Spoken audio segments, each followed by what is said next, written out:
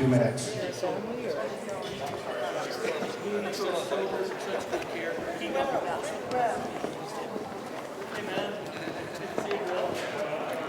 it was wonderful. He really got me on the road. Really got me on the road. So he wrote.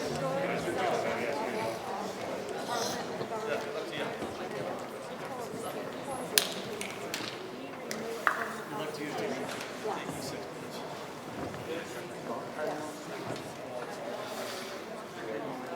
We don't get that.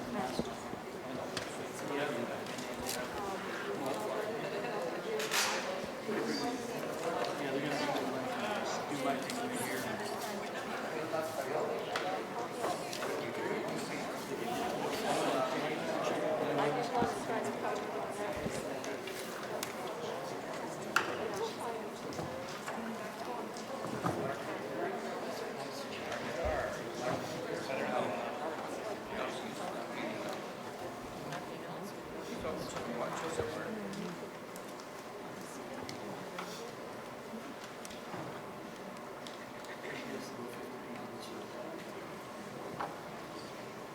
It's going to be showing.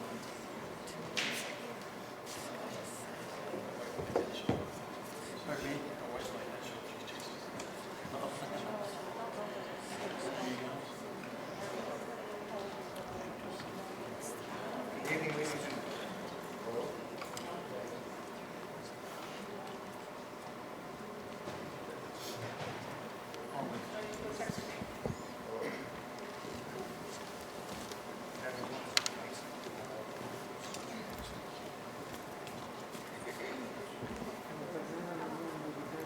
Hello?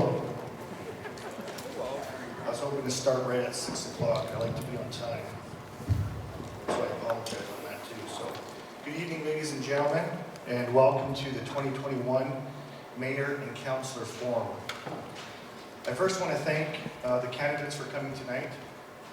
I know that there's a lot on your minds, and for you to take your time to come here tonight, it is much appreciated. I would also like to thank the Cardston High School for allowing us to use their facility this evening. For the format tonight, for the forum will be as follows. Number one, each of the candidates will have 2 minutes to introduce themselves. And we have chosen the lineup already. And if you look on your tables, you will have a number. The number is your place. So for instance, with Mayor Cronin, hers is number 1. And then for Dennis, it's number 1 as well. So we will have the mayor speak, those running for mayor, and then we will have the candidate speak. And I will dictate that and moderate that as we go. So that's your number so that you don't forget your place during the introduction, as well as the 2 questions that will be presented tonight. Is there any questions on that?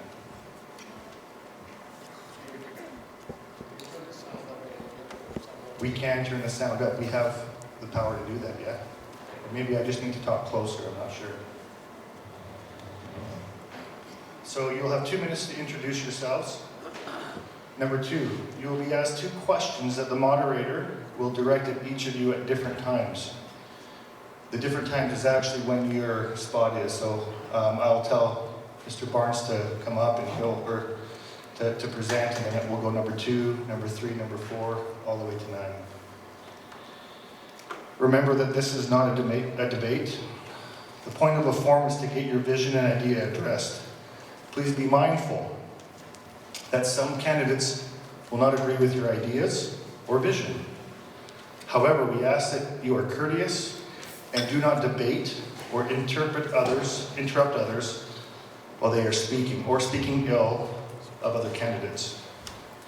Number 4, there will be signs that will be showing you of how much time you have left. If you go over your time, your microphone will either be turned off or the moderator, myself, will interrupt you. Again, we want to ensure that each is given a fair opportunity to address the public in a consistent, timely, and respectful manner. The green sign, Tammy, means that you have 1 minute left. 30 seconds. Pardon? Oh, 30 seconds. The yellow sign means that you have 15 seconds left. and the red sign means you are finished. As we are in the high school, they have asked a couple of things. Number one, we do require everyone to wear masks and to socially distance. We also ask that nobody goes through those doors over there, and the washrooms are in the back where you guys came in from, as well as water. The other thing I want to note is that no organization in Cardston is putting this on. So for myself, as I'm part of an organization, that organization has nothing to do with the forum tonight. This is being put on by Channel 32, and we want to thank them for doing this as well.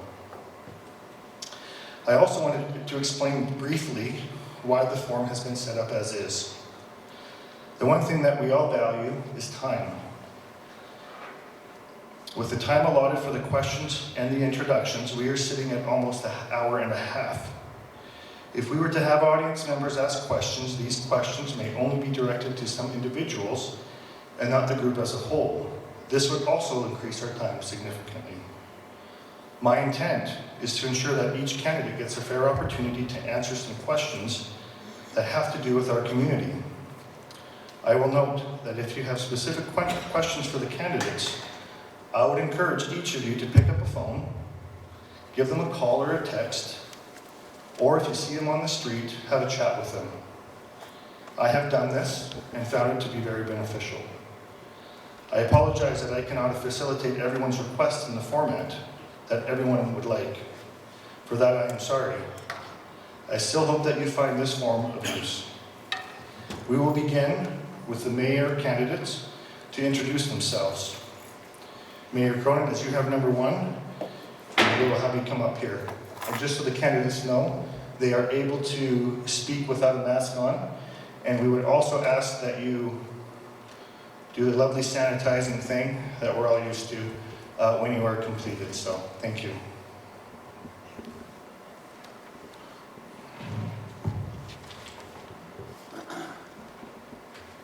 Thank you. Can you hear me?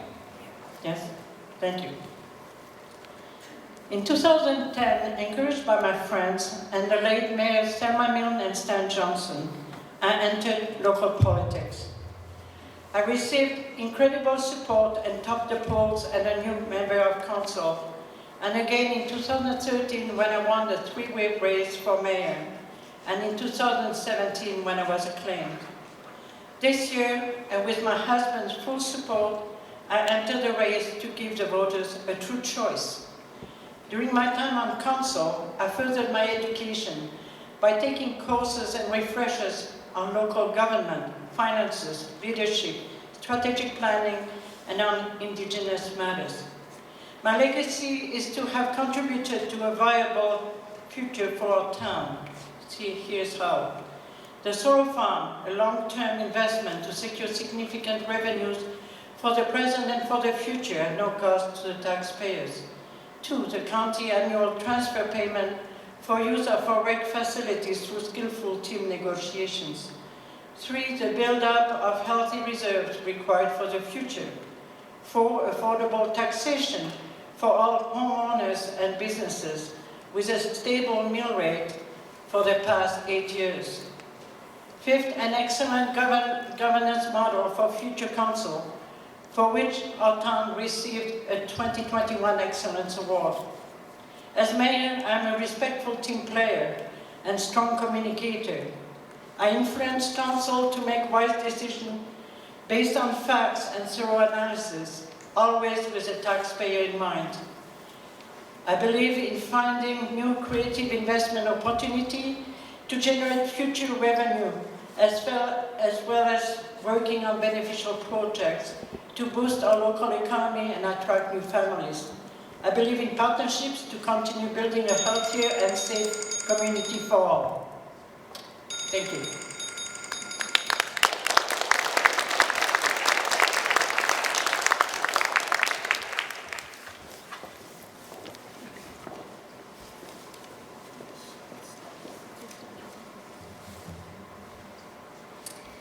Good evening, Mayor Cronin, councillors, candidates, and community members. My name is Cinda Spierig, and I am running for Mayor of Cardston. I came to Cardston most recently unexpectedly 5 years ago as an evacuee homeless. We had lost everything, and Cardston was kind to us, and I thank you for that. In these 5 years, I have worked hard, and I have served this community that I love. With the small savings, we purchased a home that had most of the windows smashed out, and we got to work rebuilding. We knew that we would have to be creative in order to survive financially in Cardston and support ourselves, so we built up a business. Luckily, I noticed that the opportunity and timing was right for the services that I could provide for the town. I also saw a need and an opportunity to help apprentices complete their training. This, coupled with various pricing options for every budget, looked like the perfect business model for Cardston. In the time that I have been here, I have created work for 18 people at one time. What if everyone that came to Cardston did that? Let's attract more entrepreneurs. There are problems to be solved in Cardston.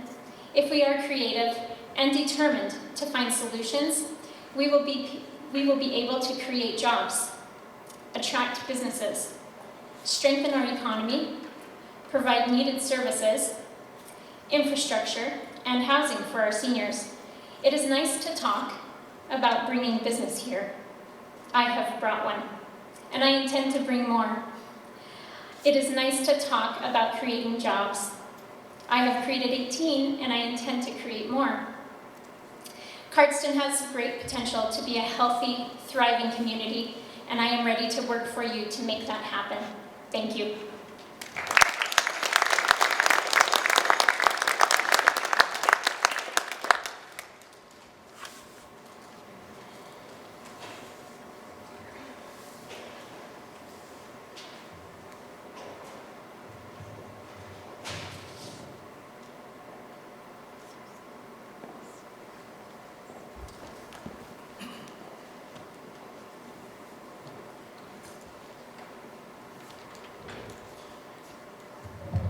Good evening, everyone. My name is Gary Selk, even though it's spelled Jerry, it is Gary. I was born and raised in Milk River to Burton and Norma Selk, and was the youngest of 5 kids. Upon graduating, I went to BYU and then served the mission for the Church of Jesus Christ of Latter-day Saints in the Manila, Philippines mission from 1979 to 1981. Once my mission was over, I enrolled at the University of Lethbridge and worked as a student customs officer for Canada Border Services during the summer months. It was during the summer of 1983, while working at the Port of Carway, I met Barbara Johnson, youngest daughter of Stan and Faye Johnson. We dated through the summer, and in the fall got engaged and married in January of 1984. In the summer of 1984, I was offered a position with Canada Border Services in Edmonton, so we packed up, moved there, and thus began my 32-year career with that agency. We spent 6 years there, and then I was offered a position in Carway in the fall of 1990, and as a result, we moved back to Cardston. We have raised 3 of our children here, our 3 children, Janice, Raleigh, and Michaela, and thanks to them, we have 5 grandchildren. Most of my career with Canada Border Services was spent in management, first as a superintendent and then as chief of operations. My time with that agency taught me a lot about human resource, finance, capital, and infrastructure management. At one point, I managed a geographic area that extended from Chief Mountain to Redway, Saskatchewan, and learned quickly that necessity is the mother of invention. I began volunteering in the community on parent councils and with the Minor Hockey Association. I first became interested in municipal politics in 2001 and ran for council that fall. I was elected for 2 terms from 2001 to 2007 and was elected again in 2017 and have served on various boards in this area, including Cardston County Emergency Services, Chief Mountain Solid Waste, and others. I have enjoyed my service for the town of Cardston and hope to do so in the future. Thank you.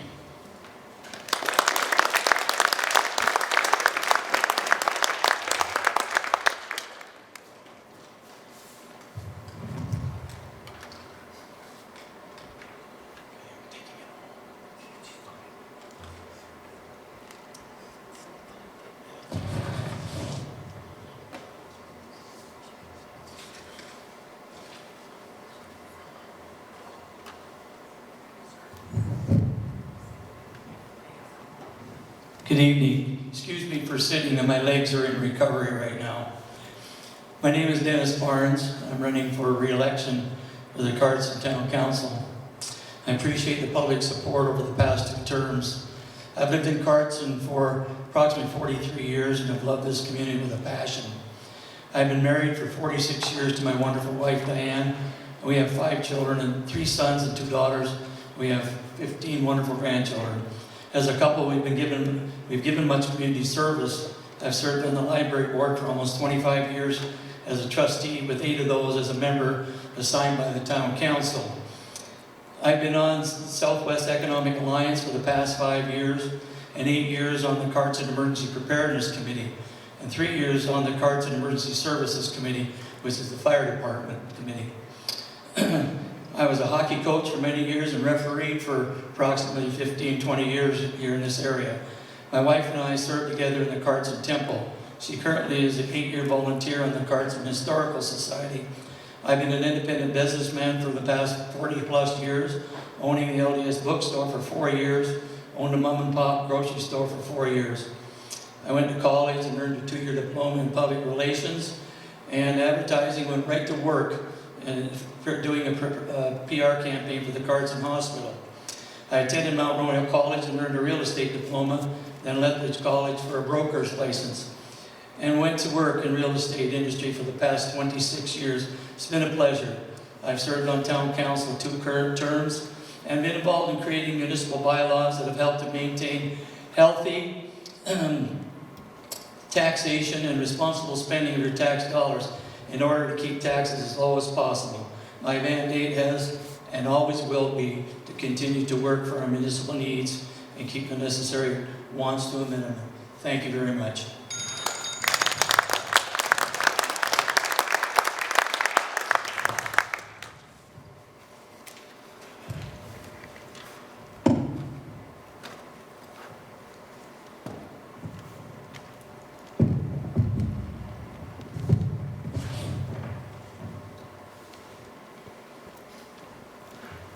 Thank you for coming to this forum tonight. My name is Tim Court.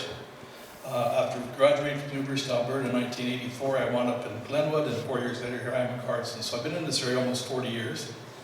My wife Carol is a nurse at the hospital. She's still working there in the ER. I raised 4 children in this town. 2 of them have returned, so I got 7 grandkids I get to chase around. The other 2 are McGrath and Ramos, so I'm a lucky person. They're very close. I bring a lot of experience to council. I've served 3 terms. I've been on just about every committee you could think of, not all of it, just most of them. Some of the things that I've enjoyed very much, I taught school here for over 30 years. Some of you in the audience have seen me too many times probably. I really enjoyed teaching history, and I enjoyed teaching the kids, and I loved dealing with them and being around them.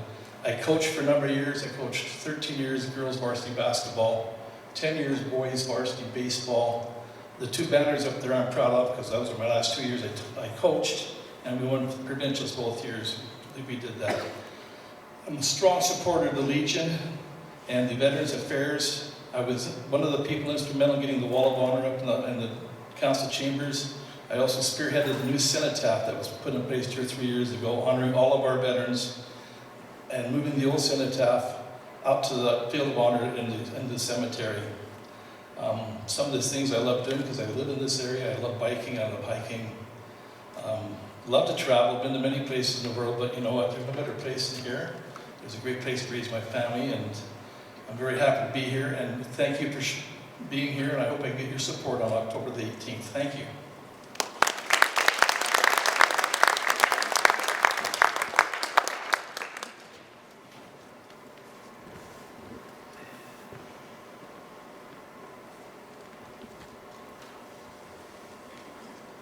I'd just like to thank James Henline for moderating this and Channel 32 for organizing and broadcasting this opportunity for us to talk about our platforms. My name is Liam Hastings, and one thing people always want to know about me is, why did you move to Cardston? I grew up in BC, and it's beautiful there, but it's busy. Cardston has something that other places in the world are missing. A strong community. People who work together, people who build together, and people who respect each other. As I'm running for town council, I promise to continue these values that Cardston has, to ensure that our people work together to build a better future. My beautiful wife is here tonight. She grew up in this town, and she has always reminded me of what Cardston can still become. And so as I run for town council, I promise to respect the past while building for the future. Thank you very much.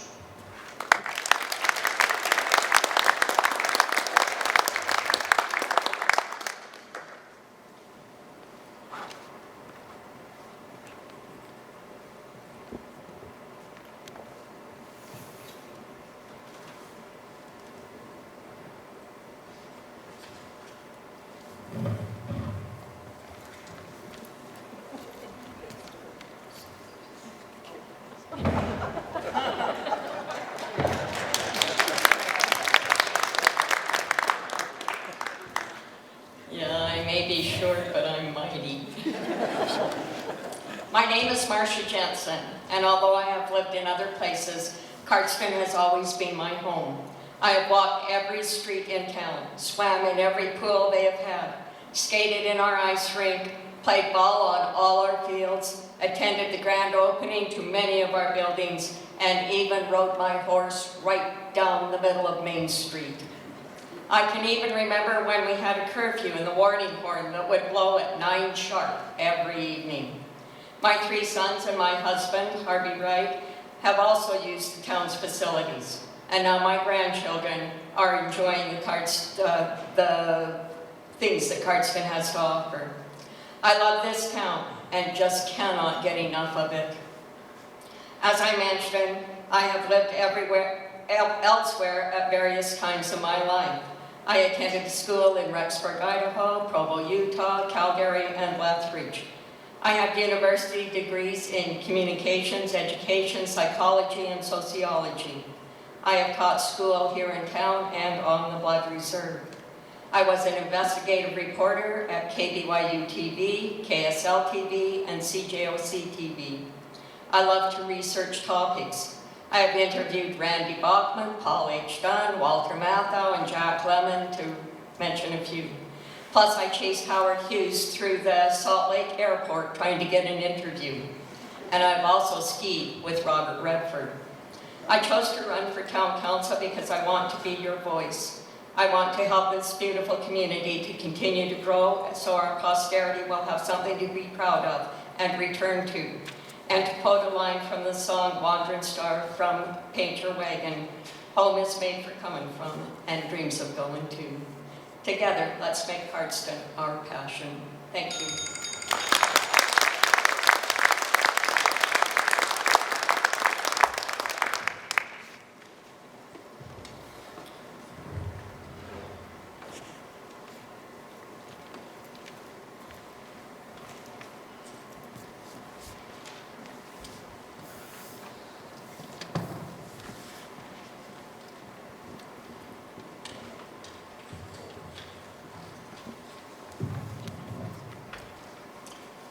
As a bit of an introduction, my wife Ann and I moved to Cardston after previously living in Whitehorse, Calgary, and Squamish.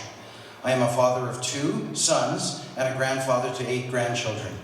I graduated from Carleton University in 1976 with a Bachelor of Civil Engineering degree. I am a retired professional engineer with over 40 years of experience across Canada in environmental, municipal, and transportation engineering. Of note, I have specialized in the design and construction of basic municipal services over my entire career. Such critical infrastructure includes water, sewer, drainage, and roads. I believe that the first responsibility of any accountable local government is the upkeep and well-being of its essential services. This is especially true if one wants to attract and accommodate any new commerce and resulting residential growth. The condition of Cardston's aging municipal infrastructure has unfortunately declined, as noted in its own 2017 Infrastructure Master Plan, and now needs significant and costly upsizing, improvements, and replacements. I was asked to give a presentation to Council earlier this year concerning the poor condition of our basic municipal services and where Council's spending priorities ought to be. After that appearance, I was encouraged by friends and neighbors and a number of concerned citizens to run for elected office because of my applicable engineering background. In short, my supporters feel I have something valuable to offer by filling the role of a councillor. I agreed because I want to contribute to the security and successful future of this wonderful community that I've come to know and love. Finally, I firmly believe in providing cost-effective and fiscally responsible municipal government, emphasizing the betterment of our community as a first priority. Thank you.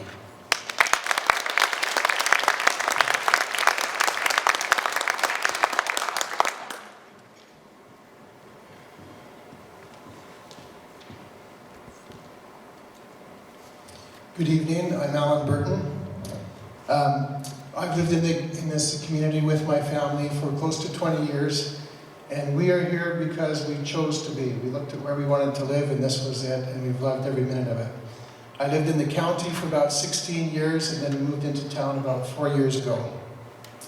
I'm married to Heather, and we have 9 children whom we've raised here. And as I look at some of the candidates who helped raise my kids, and I appreciate that. Why am I running? I'm running because my wife, when we moved to town, she said, you know, you should pay something back and you should run. And I kind of thought about it, and then I was encouraged by others to run, that perhaps I had something to offer. I'm not here because of issues. People said, well, what are your issues? And I said, well, you don't know? Everybody tells me I have issues. But no, I don't have any particular issues that I'm running on. What I am here for is to offer my experience. I served twice on the council in Sterling. I was elected twice there. I have a law degree. I practice business law. I have either appeared as a lawyer or as on my own behalf in front of every municipal body that I'm aware of, multiple times in multiple places over many years. So I have considerable experience working in the realm of municipal government. I've been in business for longer than I've been in law, and I think I've learned many things, raising capital and how to spend a property. I've been on numerous boards and feel that, including economic development for Lethbridge area. And so I feel that I would like to offer my services and hope that you will consider me. Thank you.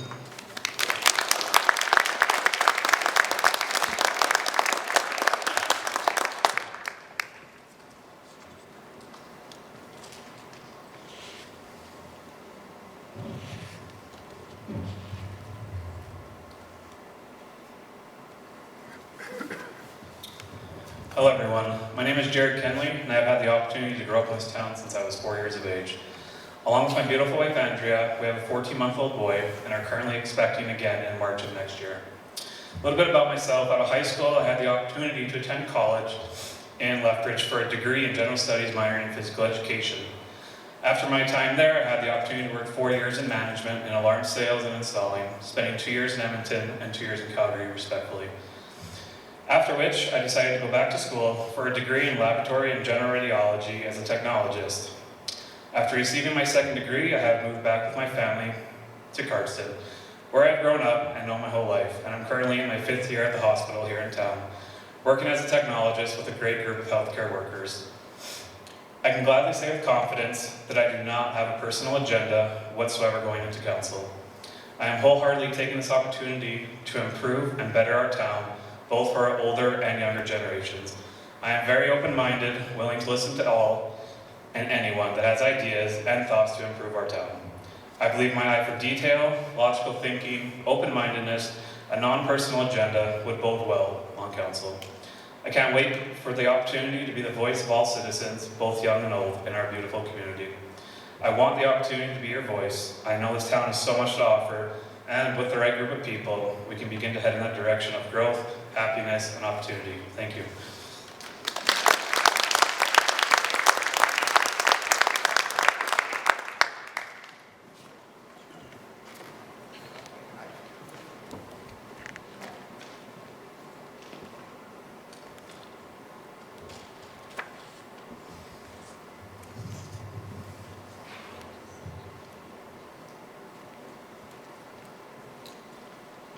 Hello, my name is Bill Creed. I'd like to thank James Henline and the others who have made this forum possible. Also like to express appreciation to all those who have put their names forward to serve our community. I've been interested in civic affairs as long as I can remember. I've read about, listened to, studied different types of government as well as principles of good government. Also, serving 2 terms on town council was a great education. The primary purpose of government should be to secure the rights and liberty of the people they govern. Government should not be expected to, or should not even try to solve every problem. Instead, they should provide an atmosphere or climate in which businesses, entrepreneurs, and individuals and families can prosper through their own industry and innovation, and where charitable organizations can meet the needs of people without excessive regulation. I believe in maximizing personal freedoms and independence, but not in freedom without responsibility. If people use their freedom to try to take unfair advantage of others, then more regulations become necessary. So, in a free and democratic government is only possible in a virtuous, moral, and honest society. We delegate to government the power to tax and spend. Those in government must consider this a sacred trust and not waste taxpayers' money on pet projects that only benefit a few. Thank you.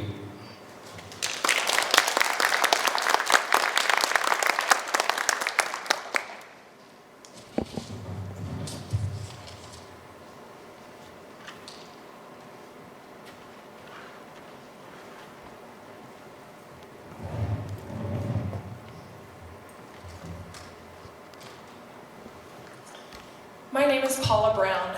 23 years ago, my husband and I made the amazing decision to relocate to Cardston, a decision that has blessed our family so much over the years. I have had the good fortune to volunteer with many organizations and learn from some truly inspirational people. These volunteer positions contribute to a community that provides so many opportunities to families of all backgrounds. I have spent many years working with government departments and representatives, as well as the local business community, to raise funds for worthwhile causes. I have been able to use those skills the past 4 years, advocating for Cardston on town council. During my time on council, I have been able to be a part of some great projects, like improving our Little League and softball fields with new dugouts, fencing and shale, bringing a dedicated dog park to our town, improving the town's energy self-reliance with the solar farm, finding ways to absorb cost downloaded to us from the provincial government without raising property taxes. Serving on town council has been a great experience. I have learned a great deal, and I believe that I can use that knowledge to continue to build our town of Cardston to thrive into the next century. I believe that Cardston is and should be a place where families can support and raise the next generation of great Canadians. I look forward to being a part of the new council and can't wait to see what happens on October 18th. Thank you.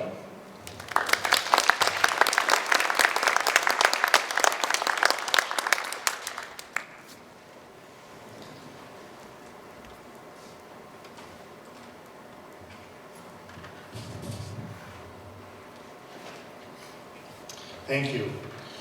So this evening we have 2 questions that will be asking both those that are running for mayor and the candidates for town council. We will start with mayor question number 1.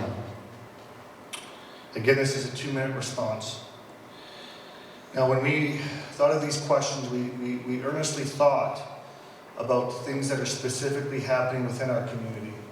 And we hope that the information and the questions that we have will relate to each of you. It may not be perfect, but I hope that it will be something that you'll be able to take away from this evening. The first question: what is your perspective on the best way to collaborate with other levels of government to ensure a sustainable and prosperous future for our area? We will start with Mayor Cronin.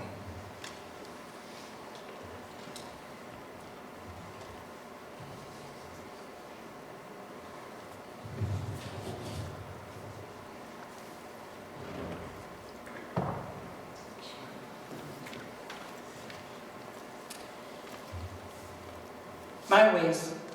1. Teamwork skills.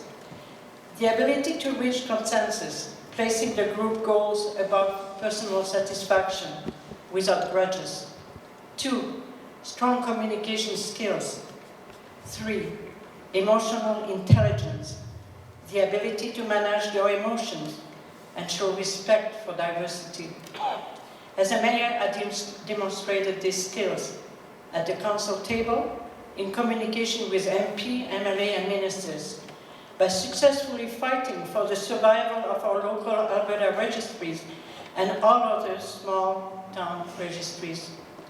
I negotiated a first settlement with the county for the use of our rec facilities. I entered in discussions with members of Chief and Council, Blood Tribe Health, and NHS regarding the future of our hospital. I am that proven skillful collaborator, widely respected at all levels of government. I do not disappoint. Re-elect Maggie Cronin.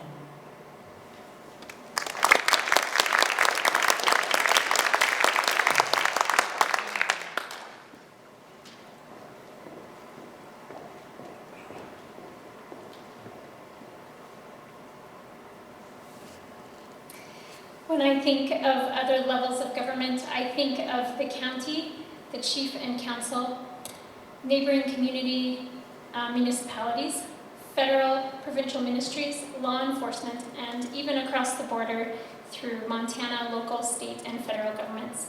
Each of these relationships brings unique challenges and opportunities. Through my experience serving on the Chamber of Commerce and working already with some of these levels of government, I am well aware that it is not an easy task to work on projects and to collaborate. However, I am confident that it is possible to see results. I would start with good communication and continually following up with these several levels of government. We must also have a good strategy, pay attention, and learn what programs and funding are already available so that we can collaborate and make connections to be efficient. I was able to serve on boards where we were talking about some of these projects, and one example that I would give is the discussions on the Friendship Center. This was taken to the federal level, and we were told that we needed to enlist the help of our chief and council here. So that leads us to another level of government that we need to coordinate with. So this is just an example of another effort to make collaboration and to work together. I know that it is possible to do, and I have every confidence that we can do it. Thank you.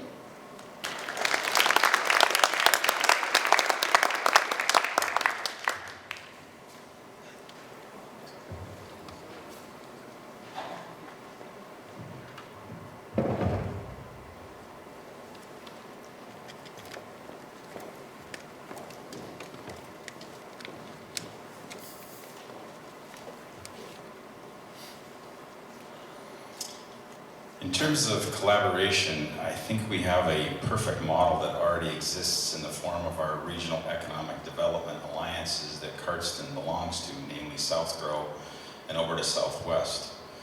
Each of these economic development alliances looks after the municipalities, both rural and urban, working together for the betterment of the whole region. I've had the opportunity to work in the Southgrow Regional Economic Development Alliance for the last 4 years, and it's been a privilege to see how we can work together with other communities in bringing development to the entire region. Now, if we were to implement this same model that we use intermunicipally, with all levels, all 3 levels of government working together, we can realize some tremendous benefits. For example, the province has already stated their desire to double the amount of money generated in the tourism industry over the next 10 years. Now, Banff and Jasper are the tourism hotspots in this province, and they're already overcrowded.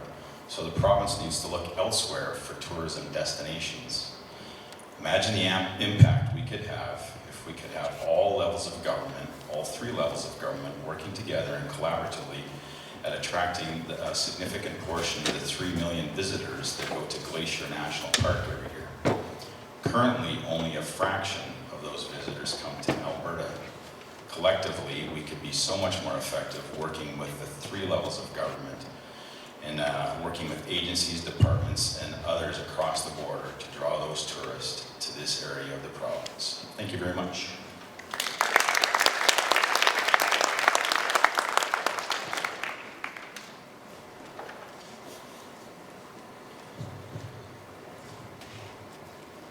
Thank you. Now the councillors have their turn. And their question is, if you received $1 million grant to use for the town in any way you wanted, what would you do with it and why? We'll start with Mr. Barnes.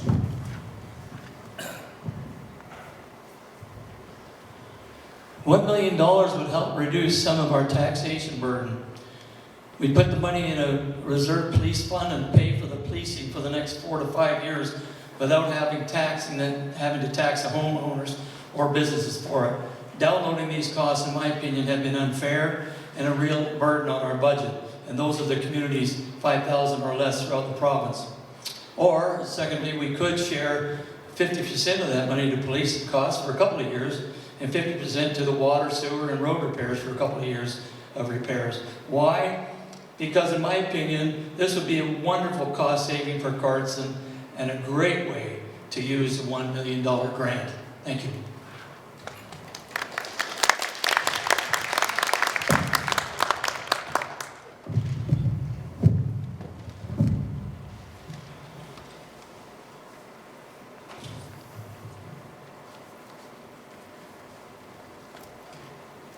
If I had $1 million, I could almost just break down in song, but I won't. I'm going to look at this a little bit different. If I had $1 million, I would spend it on above ground infrastructure, including expanded walking and bike trails, lights on Redford. We have a lot of people playing ball that don't get the time to play because they're used too much. I would use some of it to fund organizations like EPIC, who provide for valuable service for our youth. So I'd spend a large part of this $1 million on our young people and our youth. I would use some of it as an initiative to beautify and make our busy downtown core attractive. Many merchants have done great work. Summer flowers are beautiful, summer soil is still needed. I would donate some money to various organizations like the Festival of Lights. They do a fantastic light show downtown during Christmas. I would donate it to one of the areas that I'm kind of excited that I feel for that I enjoy is the History Society. They work very hard with very, very limited funds.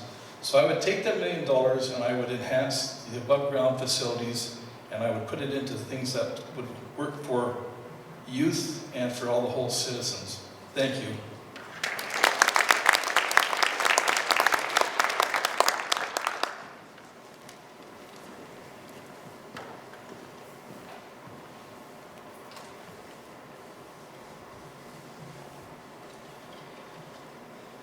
Small businesses are the backbone of this community.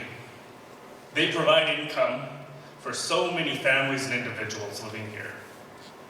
They also give us access to a wide variety of goods and services. If we were given $1 million, I would use it for the growth of small business. I would create a grant that would help small businesses modernize, expand, and attract new customers. In turn, these businesses will attract more revenue for Cardston. As this community grows, I know increased access to goods and services will help us power the future. I would use this $1 million grant as a vehicle for that change. Thank you.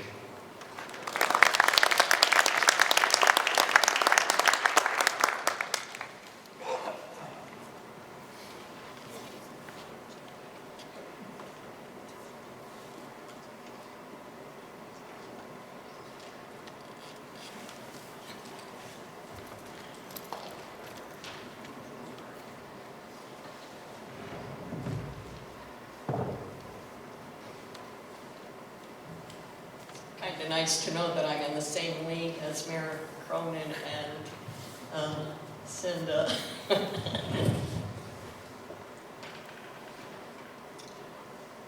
In looking back at town council minutes over the past years, I can see that there have been many delegations approach council with their proposals. Some of these committees have asked for support for a dog park, animal shelter, bike park, pickleball center, golf clubhouse, etc. Since I assume this $1 million grant is not already earmarked, I would have to ask myself, what does Cardston need? Well, I think we need to get out of debt. So I would put a portion of the funds towards paying off our $3.1 million debt.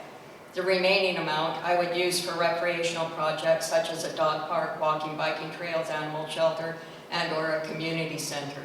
It would probably be best to use the $1 million amongst low financial needs projects that can contribute some of the finances towards their proposals to ensure that they are completed. And all of this, of course, would be upon the agreement of all councillors and mayor. Thank you.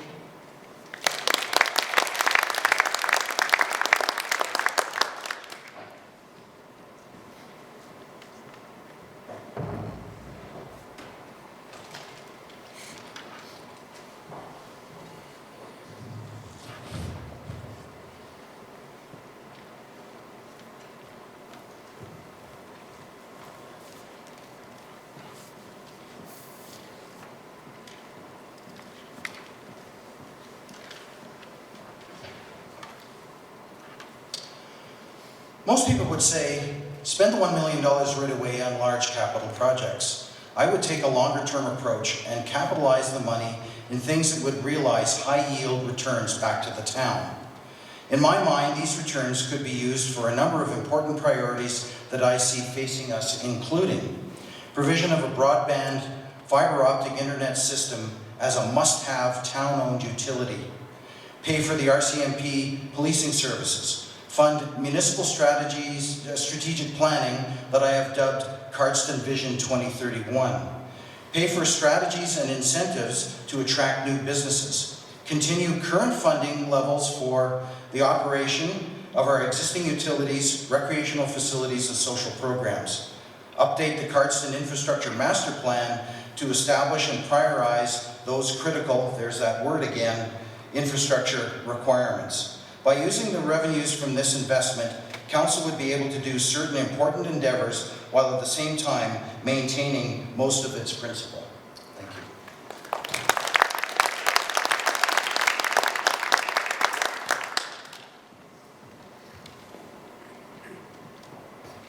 So this afternoon I caught myself singing aloud, "If I Had $1 Million." And just as this was going through my head, and then I quickly realized the song that I would be tempted to sing is "Wouldn't That Be Nice" by the Beach Boys. So a list of things, some have been mentioned. You know, we could do some of this, we could do a little bit of that, maybe some of the other. That money, just because it's a grant, isn't free. It came from us in the first place. The entity who took it away from us just gave a little bit back. So I would treat those funds as though they are our money, and each of us, like mine would be $250. The rest is your money. So I would treat that the same as any other tax dollar that I got from you. Very, very carefully. The best song probably to be in mind would be "Just Another Brick in the Wall." I would view that money like any other money, and it would go to the same priorities as any other money, because you see, if I spend a little here, there's less over here. And I have to get it from somewhere on your behalf. We either have to tax it, borrow it, receive grants, private donation. There are only so many ways to get money. So I would go right back to the original list that I had. What are our priorities? My priorities would be safety, the very most fundamental of all. I would make sure that we considered any critical infrastructure, and I have read the reports for that. I think there certainly is critical infrastructure that needs immediate and considerable attention. I would also look at business generating revenue, the things that we can do to make this town vibrant economically, because if we can't have jobs here, our people leave. We want to attract people here, people who have the same values that we do, and I'd also look for matching. If I could leverage it into something bigger, I would do it. Thank you.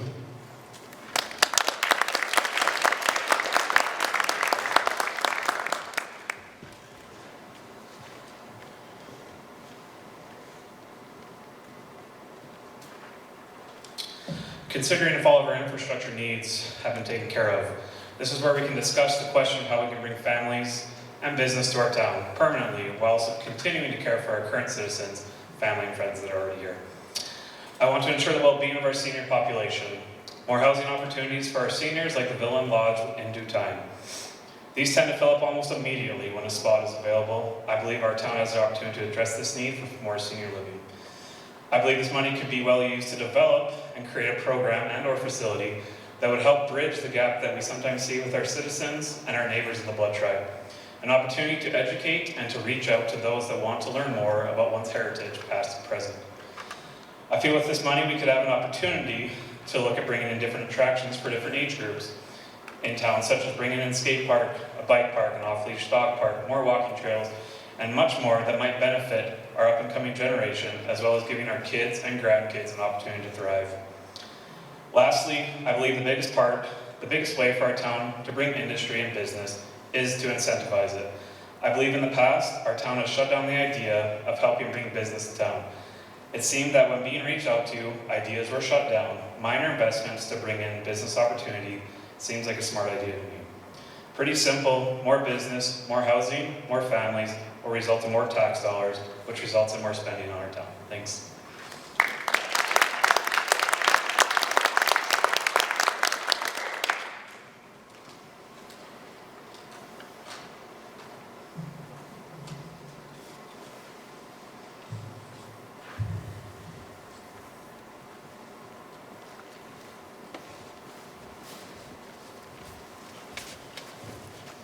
Yippee! We had $1 million, we could do anything we want. Really? Well, before we start thinking like a kid in a candy store, let me put this scenario into perspective. The town's operating budget for 2021 contains expenditures of more than $10.5 million. The capital expenditures are nearly $7 million. Spending on critical infrastructure is limited to the revenue that we take in.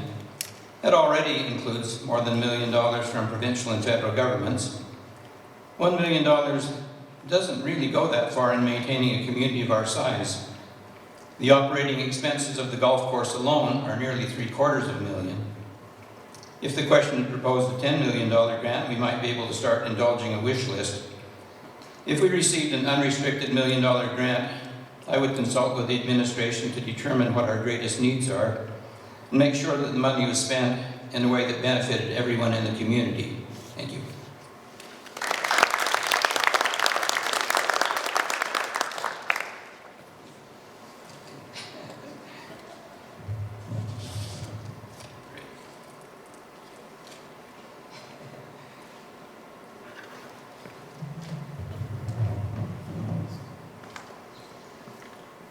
First of all, unfortunately, $1 million doesn't go quite near as far as it used to.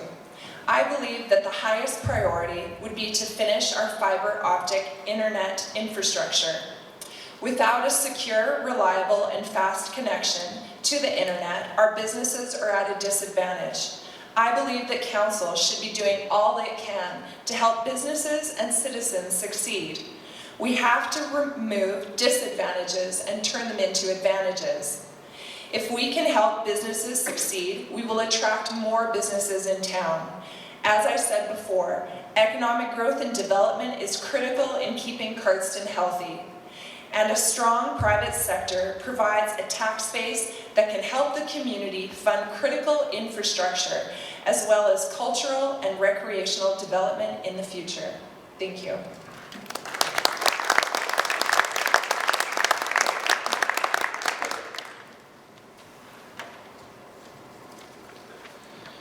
Thank you. We'll now have our second question for the mayor candidates. I'm going to read the question and then I'm going to preface it. The question is, how would you prioritize the future spending of the town of Cardston? The preface is, given the economic circumstance in the province of Alberta, in the province and in the municipal affairs, request to, quote, make certain all of your capital spending is used to support critical infrastructure that will benefit future generations of Albertans, and position your community to participate in economic recovery. Close quote. Again, the question. How would you prioritize the future spending of the town of Cardston? Thank you.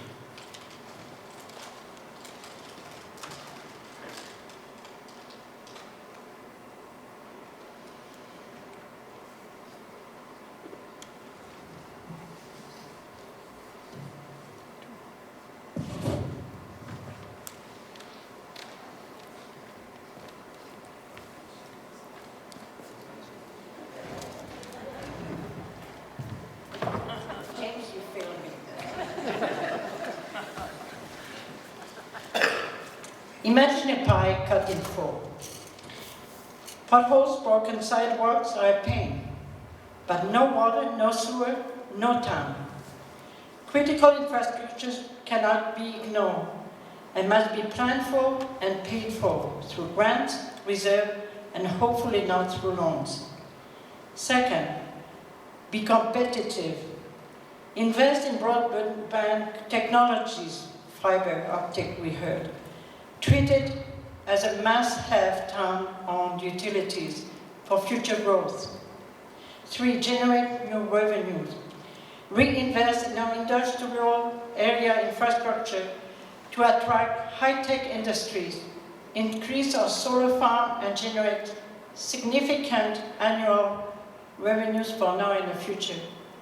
Our rate of return on solar farm investment, 12% this year alone.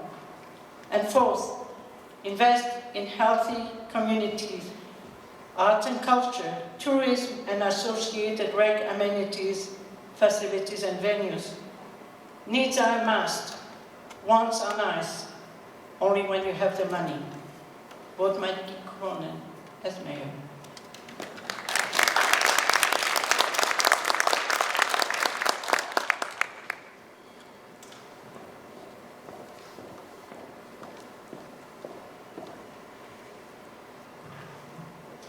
Despite similarities, working on a council is a bit different than running a business. When we run a business, we make decisions very quickly for the most part, and we take the responsibility for the decisions that we make. Fortunately, when you work on a council, there are many people to contribute opinion, and it is no secret that we have infrastructure projects that need attention in our town.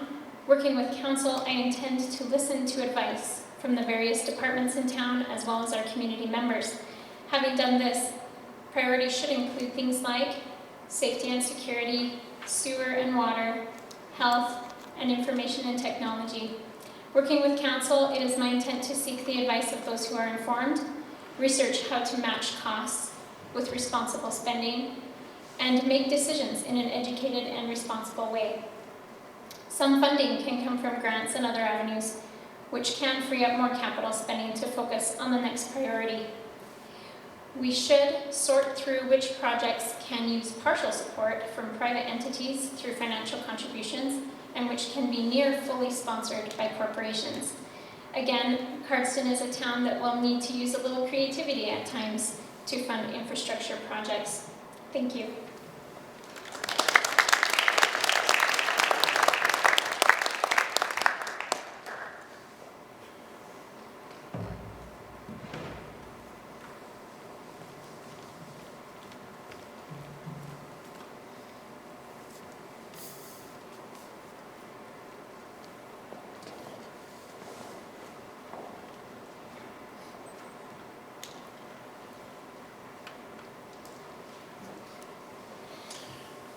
I would prioritize spending by investing in the same critical infrastructure that we have been for the past 20 years. When I was first elected on council 20 years ago, we were investing in infrastructure then, whether we had the grant funding or not.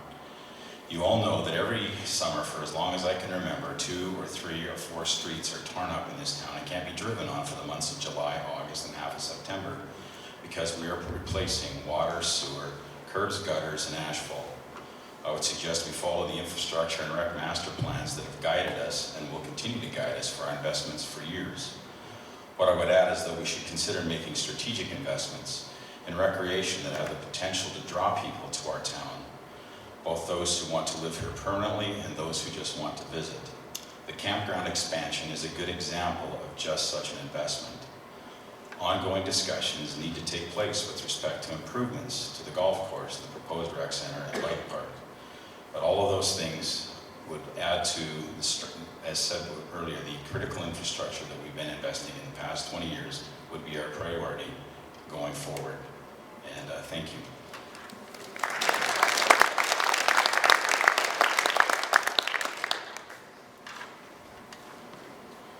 Thank you.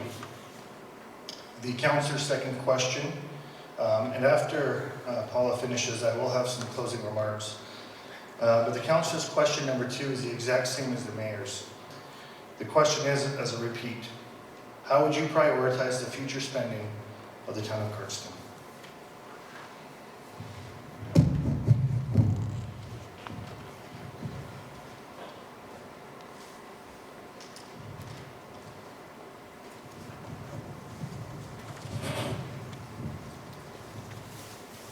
Thank you.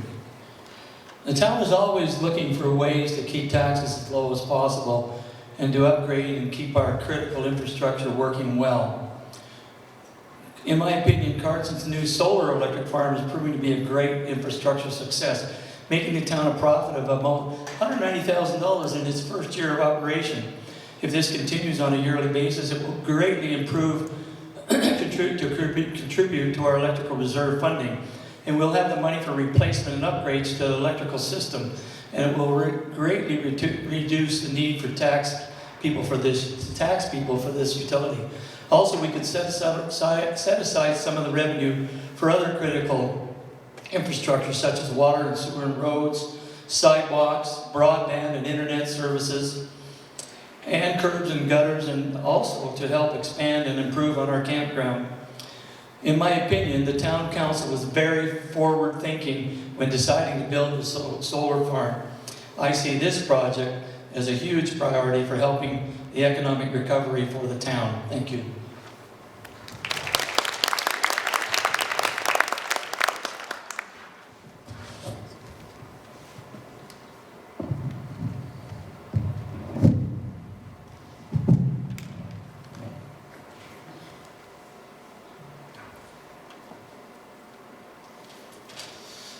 Is critical infrastructure only water and sewers and roads? As Councillor Selk mentioned, this is an ongoing, continual process in our town. Like you mentioned, every summer there's work being done on our infrastructure. It's not on its last legs, although it does need some repairs, no doubt about it. Is health of our economy also not a critical infrastructure? My priorities, if elected, would be to, first of all, of course, fiscal responsibility. Nobody wants debt. We must live within our means. But we can take that money and use it wisely. Secondly, because this town is getting younger, there's like 80 kids within 6 blocks of where I live. The kindergarten is right full this year, over to flowing.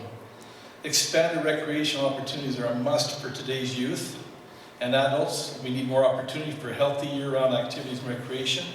That's why we support ongoing efforts to repair and expand our trails and our bike trails. I would support any private and public initiative that would push that forward. I would also support any private initiative that would put lights on Redford West. Again, I've seen the amount of people playing ball from May till September. It's a lot. I would continue a feasibility study looking at bringing in more raw water for our commercial and residential use. We need to tap into this. For one thing, some very, very large, the temple, for example, are using potable water. If we could bring that in and use it for residential use, it would take pressure off of our infrastructure, off of our water plant.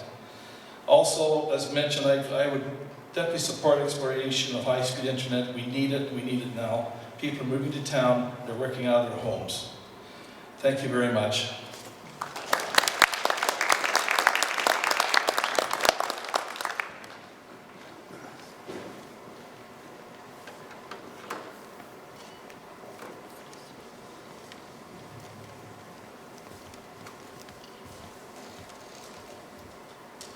The best way to use our capital spending is to focus on improving our aging infrastructure.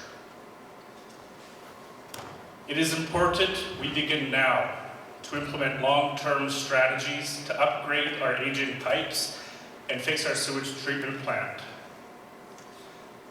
Many people know the precarious situation our sewage treatment plant is in, as it nears failure. Flushing toilets is very important to me, and I'm sure to many people in Cardston. It should be this town's first priority to fix that.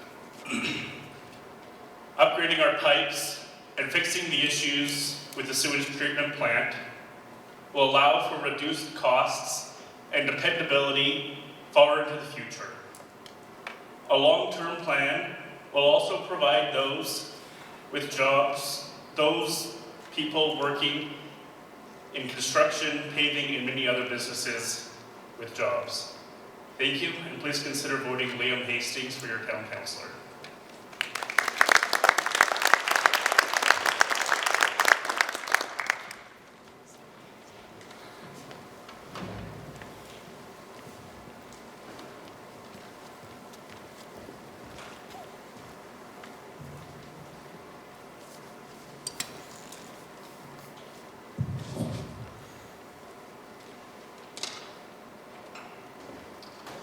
The town of Cardston already has master plans for infrastructure and parks and recreation.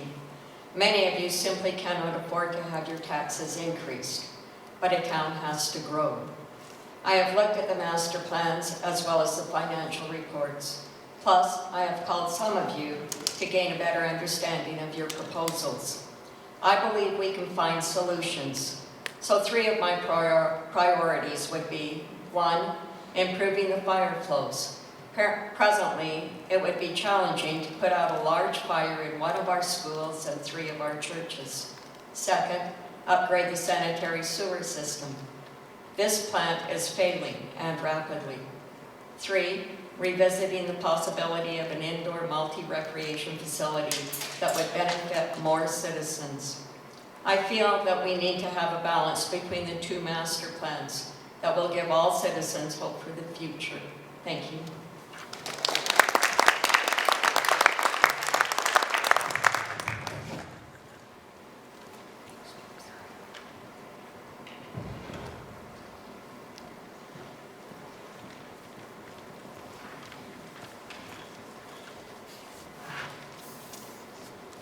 When I first looked at this question, the words critical infrastructure jumped right off the page at me. It is crucial for the viability and economic growth of any community that it has functional and up-to-date critical infrastructure, including a clean potable water supply, water mains that have enough pressure and water for fire hydrants, a sewer system that can convey enough flow to prevent the backing up of raw sewage into basements, drainage systems that can handle periodic high-intensity rainstorms without seeing our main street flood, roadways that are maintained in a safe and drivable condition, a replacement for our aging and failing sewage treatment plant such that we never discharge partially treated or raw sewage into the St. Mary River, which is immediately upstream of the Blood Tribe Reserve. In order to receive further provincial grants down the road to assist in our economic recovery, we must demonstrate that these kind of responsibilities are dealt with as first priorities over anything else.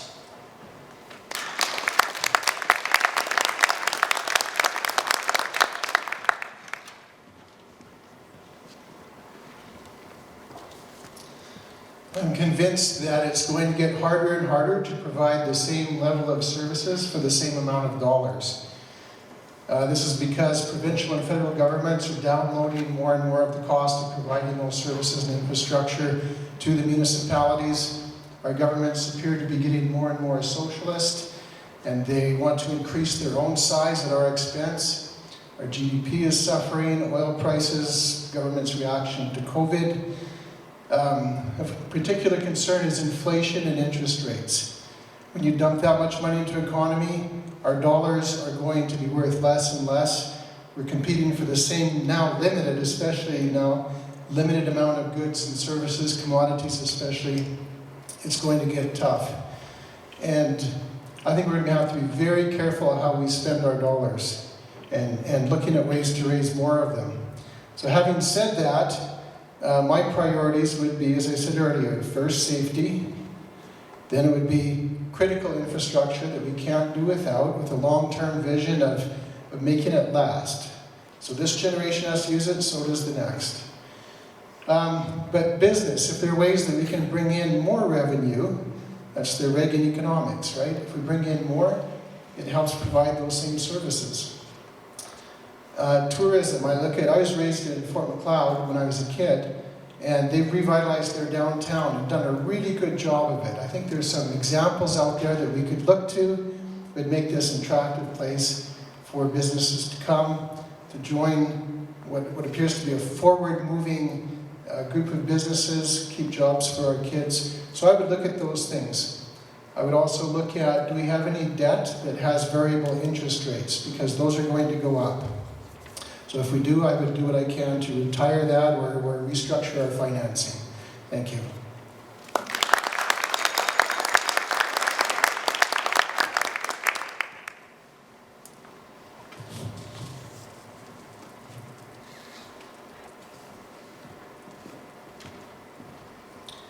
I believe that we live in a world where individually we have a lot of wants, but in the same world we also have a lot of needs. I think the same could be said about our town, Cardston.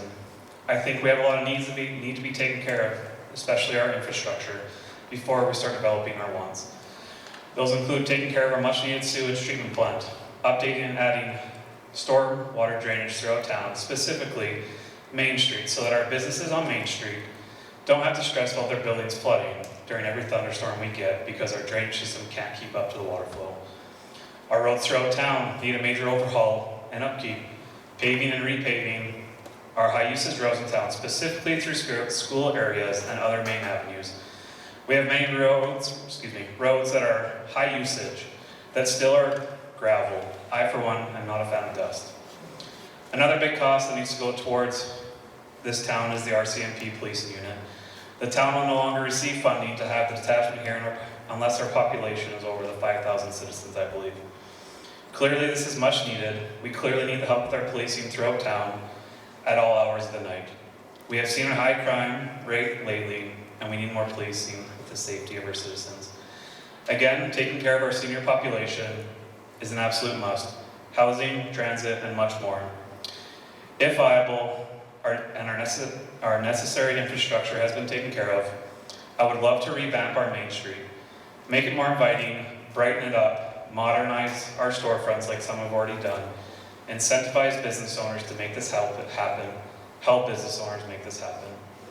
We are the first town that international land travelers come through after the border, whenever that might reopen. We have traffic from a national park. Let's give them a reason to stay here and spend their money in our beautiful town. Let's let the people know that Cardston is open for business. Thank you.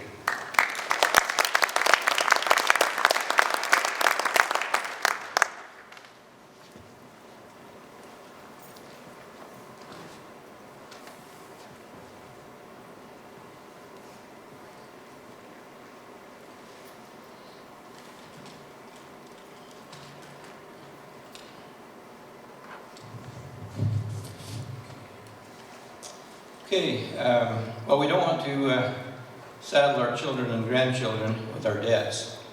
Neither do we want to leave them with a community with badly deteriorated infrastructure. The community would die pretty quickly if it didn't have an adequate supply of clean and safe drinking water, as well as water for other uses. Good sanitation is also vital for a community, so we have to pay attention to our sewer and wastewater systems and how we handle other waste disposal, including recycling, waste recovery programs. For businesses and industry, as well as for families, it's important to maintain a reliable electrical system. It's also important to the peace and safety of our community to maintain adequate protective services, such as fire protection and policing. There's many other infrastructure requirements that we may take for granted, but cannot be neglected.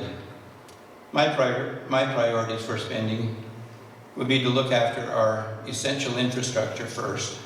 Thank you.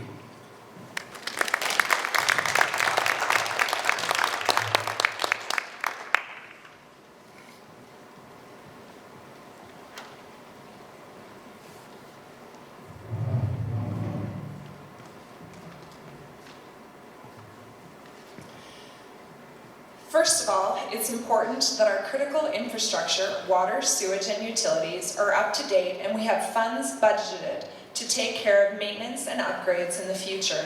Along with roads, sidewalks, they are the foundation of a well-run community. It's important that we are pushing forward with fiber optic infrastructure as soon as possible. This is vital to economic growth and development. Without it, we will not be able to attract new business or help current businesses succeed. A strong private sector is key to expanding the tax base and relieving tax pressure on citizens. It is important, I believe, that we need to take advantage of opportunities to improve recreation and culture as well. There are many simple ways to improve these parts of our community, and they bring in visitors and revenues as well. As past council, we work hard to recognize the history and cultures that make Cardston great. Vote Paula Brown.